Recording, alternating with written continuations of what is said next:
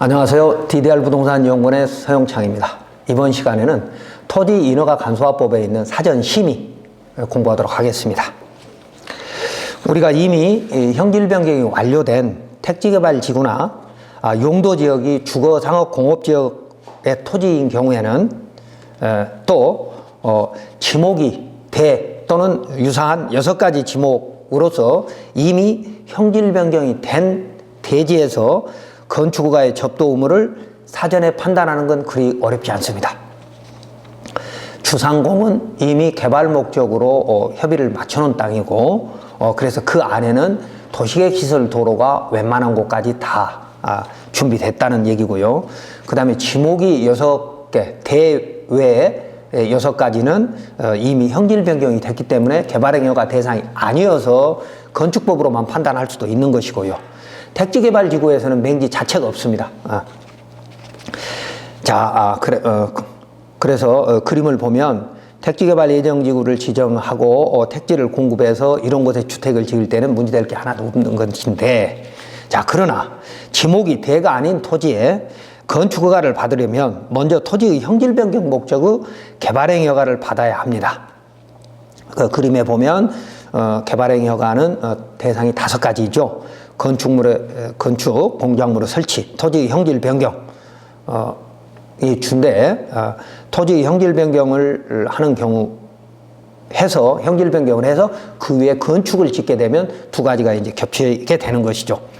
이때 개발하려는 부지의 진입로에 관한 규정은 개발행위허가 운영 지침 또는 지구단위 계획 수립 지침 등에 상세하게 있습니다. 특히 주로 비도시 지역에서 대형 개발을 하려는 경우에는 법조문을 보면 토지인허가 간소화법 제9조에 보면 사전심의 제도가 있습니다. 토지를 이용하려는 자는 토지의 소유권 또는 사용권을 확보하지 못한 경우에도 토지이용 인허가 신청 전에 해당 토지 이용 인허가를 위하여 거쳐야 하는 제12조 각 호의 위원회의 전부 또는 일부 심의를 토지이용 인허가권자에게 신청할 수 있다. 그러니까 비도시 지역에서 대형 토지를 개발을 하려면 개발 규제가 흩어져 있습니다. 주상공에는 이미 개발 협의를 끝내놓은 것이지만 뭐 그렇다고 해서 개발행위 허가를 안 받는다는 건 아니고요.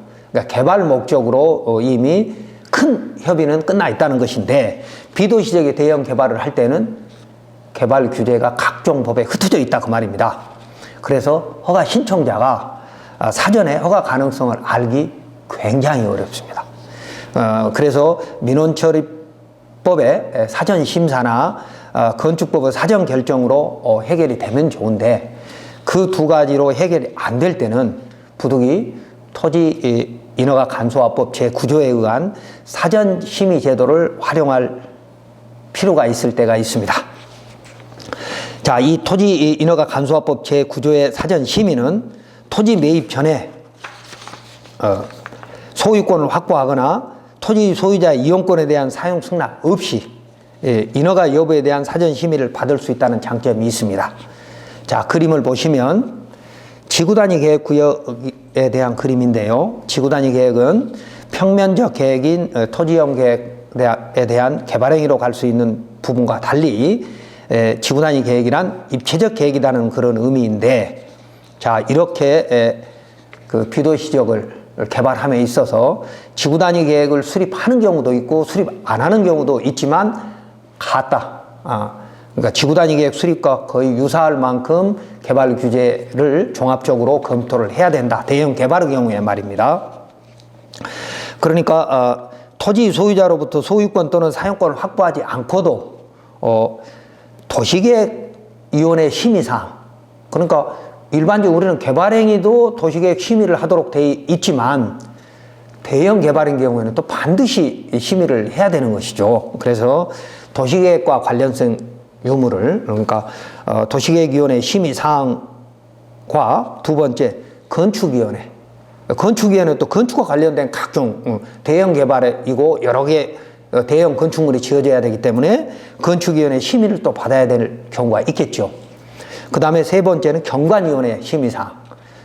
대형 개발에 있어서는 경관법에 의한 경관을 또 살펴봐야 되니까 그 경관위원회가 따로 열리도록 돼 있었던 것이죠. 그리고 교통영향평가심의위원회, 대형 개발은 또 반드시 차량 통행이라든지 교통 이런 것들을 살펴봐야 되는 교통영향평가심의위원회가 있죠. 이런 거. 그리고 대형 산지를 임야를 개발을 할 때는 산지관리위원회의 또 심의를 받아야 합니다. 그리고 또 재영향평가심의위원회 등 이런 크게 한 6가지 정도의 위원회의 심의를 따로따로 받았던 것을 한 번에 받을 수 있다는 것이죠. 그러니까 토지 소유자로부터 소유권이나 사용권을 확보하지 않고도 이렇게 대형 개발에 필요한 6개 심의를 일괄해서 받을 수 있는, 통합해서 받을 수 있는 이런 이점이 있죠. 그러면 이런 사전 심의에 통과되려면 전문 영역사로 구성된 심의 기준에 맞게 철저한 준비가 필요한 것이죠. 그래서 이것도 마찬가지로 이중으로 준비를 하다 보면 시간과 비용이 소요될 수 있는 겁니다. 허가 심의하고 똑같기 때문에 사전 심의도. 그래도 대형 개발의 경우에는 사전 심의를 받아볼 가치가 충분히 있습니다.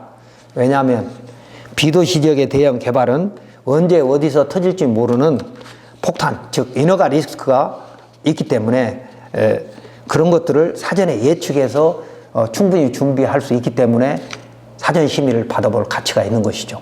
사전 심의에서 지적받은 사항을 보완해서 본심의 넣으면 되니까요.